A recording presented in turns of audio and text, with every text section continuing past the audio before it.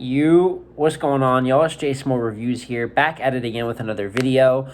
This time, bring you guys another one of those ranked, list-based videos.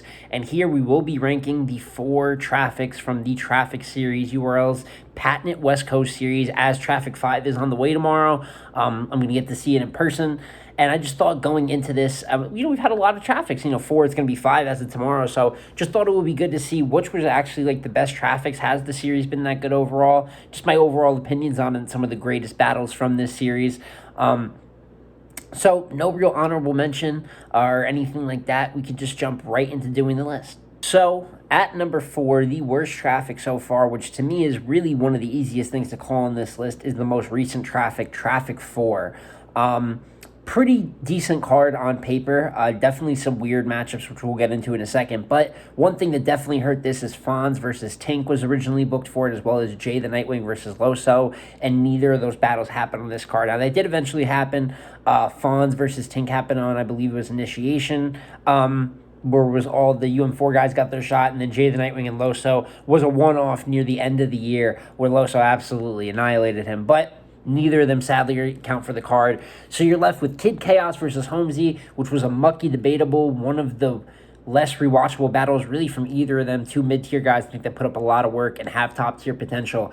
It just wasn't a great showing. Jackboy versus Saga. A lot of people gave Jackboy a lot of credit. I did have him winning the battle. Saga chokes in the 3rd, but it is not that rewatchable of a battle. I don't think it's like a super highlight Jack performance. And then obviously Saga choked in the 3rd and had just, an okay first 2. Emerson Kennedy cleared Chilla Jones in one of the worst Chilla Jones performances in the history that I've seen. And then you're left with the 2 decent bright spots, Danny versus Ace, which is actually pretty good back and forth. I can't really, get down on Danny versus Ace. Probably in terms of back and forth, the best battle of the night. And then Rum Nitty and Lou Castro, where Lou was actually pretty decent out of this whole losing streak Lou's kind of taken. I think this was one of, the okayer losses. I thought he was decent. And Rum Nitty, Goods Nitty, or Rum the Animal, however you want to call it, doing his Goods impression, carrying the Henny around stage, kind of rapping at 70-80%, I thought, in terms of performance. Kind of still had him clearly taking that battle. So you get an okay Nitty performance, get a decent Lou Castro, and you get a pretty good back and forth between Danny and Ace. But that's really just 2 battles to speak of, 2 rescheduled, and then 3 battles that really just lacked quality or extremely lopsided, but still not that much of like a body or anything impactful. Just overall, it was a meh card to end the year last year, and for me, it's easily the worst of the Traffic series. So, moving from the bottom spot, we go into the 3rd spot, and at number 3, we have Traffic 2. On paper, definitely, I think maybe the worst card when you look at all 4 cards just on paper. The first 2 battles being Prophecy versus Dre Dennis, that never even dropped. And Hod Double versus Stewie, which did drop. Actually, one of the better Hod Double performances for people that remember Double. And Stewie had a very good 3rd, but nothing too impactful. And then as you get into the top 3 battles of the card, I think for me, 2 things by far are the standouts. 1, Danny Myers versus Young Cannon. Very, very good battle. And even though Danny clearly was on another level and took the battle, it was one of the better YKs you're going to see in recent years. So really, really good punch fest with Danny coming out on top, his famous shot at Rock. And then Briz Rothstein's body bag performance over Pass, where he absolutely, decimated Pass. I believe on Pass's debut on URL. One of the better things I think Briz did in his career that doesn't get talked about. Briz done a ton of incredible accomplishments, incredible wins, but really him bodying Pass is where prime Briz was starting to take off at. But outside of those 2, you have a pretty good back and forth between DNA and KG the Poet. DNA uses his freestyle ability to kind of show the separation in that battle. But overall, outside of the standout Danny and Briz performances, similar to Traffic 4, the rest of this card is a little bit missable. But I do think these standout performances are better than the ones we talked about on Traffic 4. And on top of that, you still get pretty decent showings from KG and YK compared to some other more lopsided battles that just weren't very good or really meant much. So, just off of comparing peaks, that is why I have Traffic 2 as the 3rd best of the Traffic series. So we are at the runner-up spot. A little bit of a shorter list here, but at the runner-up spot, we have the initial Traffic card, Traffic 1. And what's funny enough is that the main event for this actually didn't go down, Daylight versus Big T. I can't actually remember the exact reason why it didn't go down, but it's Daylight. I'm sure there's a reason. There's always some reason for this man not to battle. But the rest of this card did not disappoint. Their first trip over there to the West in this type of format. And I just think even when you get to the bottom of the card, Tink versus Diesel never officially came out. But you get Young Cannon and Steams. You actually get a really good Young Cannon performance where he does win all three, in my opinion, in many people's opinion. But it's not necessarily a bad Steams either. It's funny. It's especially because Steams is really down bad right now in battle rap, but a lot of great all-time great battle rappers think that he has a great pen, and they say they even look and watch some of his bars for guidance on writing and getting a creative buzz. And I think little battles like this where he loses maybe as an all-around battler, Steams just doesn't have it, but he has, good writtens that age well for him, where even a performance where people have him losing is a pretty good Steams performance. And then from there you get Rum Nitty versus Chess, which is funny how this battle's aged now that they've both come up so much. Rum Nitty has the acupuncture bar in here though, still has some legendary haymakers. And Chess, even though he was rapping 12 minutes every round, does have a good performance. I do have Nitty winning kind of clear. I mean, the fact that 4 to 5 minutes of material compared to like 11 and it's still close, still have Nitty edging. But overall, really, you get great content from both. So, in my opinion, probably the best back and forth on that card, the battle of the night. And then from there, you had Danny versus Danger, another amazing battle. And if anyone that knows about Danger's 2015 knows that you could really debate Deja won this battle. I feel kind of comfortable at times saying Deja won this battle.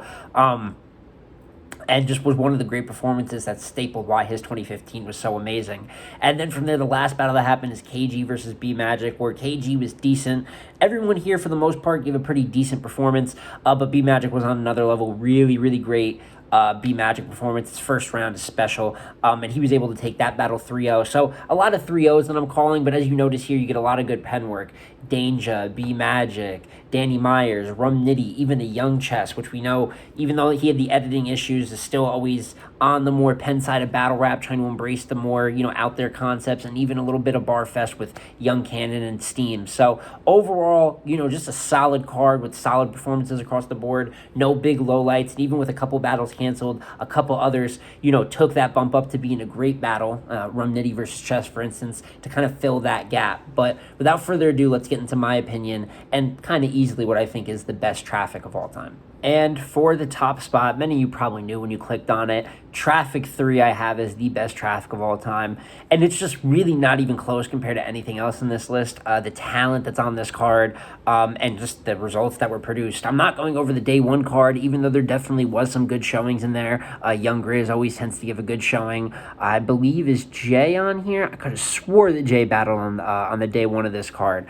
But Diesel versus Steams even was pretty good. Overall, though, it's all about the day two here. And if you just look at the talent from the flyer, posted up there, you can just see you get Rum Nitty versus DNA, where Rum Nitty really handles DNA. Not the worst DNA, but just typical 4-bar buildup. And Rum has a great performance. Ill Will versus Shotgun Shug, which was a little bit of a grudge match. Not the craziest battle. Will won it pretty clear. But even if the one of the worst performances on your card is Ill Will pretty clearly beating Shug in a decent battle, that just goes to show you, the difference in level, it seems like, from the rest of these. K-Shine versus Danny was originally booked, eventually happened on Volume 1. It was delayed. Therefore, Danny Myers took Glue Easy on short prep. Pretty debatable battle. When you talk 1 week prep, it really limits their ceiling. So I kind of lied before about Will and Shug. I think Danny versus Glue is probably the worst thing from this card, even though it's not really like an awful battle. And then from there, you get JC versus T-Top. In my opinion, the best T-Top performance of all time, stopping JC's momentum and winning all 3 rounds of that battle, in my opinion. Looked good for JC on cam, though. As per usual, he looked a lot better. I still have him losing clear, but a good battle overall. And then Disaster versus Tay-Rock, which 100%, matters, obviously. God tier type of action, and Tay-Rock took that battle clear. And then, I wanted to save it for last, even though it wasn't the main event. Geechee Gotti versus Av, a instant classic. To me, one of the best battles in Geechee's catalog. Extreme back and forth, 6 rounds of amazing from both of them. And to me, what the definition of a true classic is, when we immediately know back-to-back reactions, the punching, the real talk, we're just very invested in the battle. every single bar, and to me, it's one of the maybe the only, if not the only, genuine classic from Traffic that is up that high level. Now I'm pretty picky with what I call classic, so someone might call something else a classic here. I think there's a lot of good battles for people's catalogs, but to me, this is the only true 6 rounds closest to perfection battle. And when you see all these big names, the talent, and a lot of great performances for all of them, it's no shocker why I have Traffic 3 as the best Traffic in the series. But that is the end here, the little Traffic list. Just thought with Traffic 5 coming tomorrow, it will be a little fun to show the series some love. Also want to say that I did not obviously count on here for people that might be confused. There has been other LA events like To Live and To Die in LA. Also, even though the name is slipping me right now, the card that had Rum Nitty versus Briz headlining it, as well as Beat Out versus Mike P. None of those were actually Traffic cards. They're West Coast cards. Maybe one day I'll do a list ranking like the West Coast-based URL events. That will probably extend that to like 8 events. Maybe makes for a little bit more shakeup in the list. But I think this is a fairly accurate depiction. With 4 Traffics, it's a decent enough amount, I think, to do a list, but not enough where there's too much variation, especially when you clearly have a worst one and you clearly have a best one. But overall, I can't wait to see where Traffic 5 kind of fits into this mold. I'm expecting it to be more in that upper half. I like talent on the card on paper, and I think stylistically a few of those matchups can produce those high quality battles that would make me remember a card. But a lot of battle rap this weekend. Also want to say real quick, a little news drop, not a news drop here, but going over some stuff.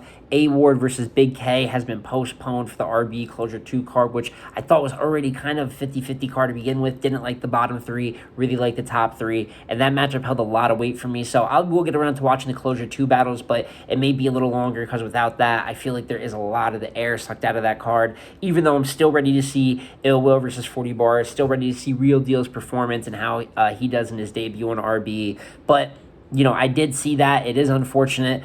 And besides that, I will also be covering the Chrome 23 round 2 of the tournament. I did not do predictions this time around. I've been swamped.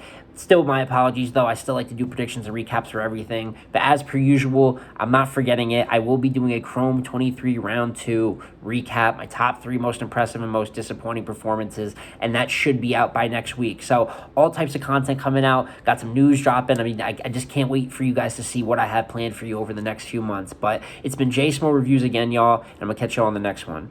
Peace.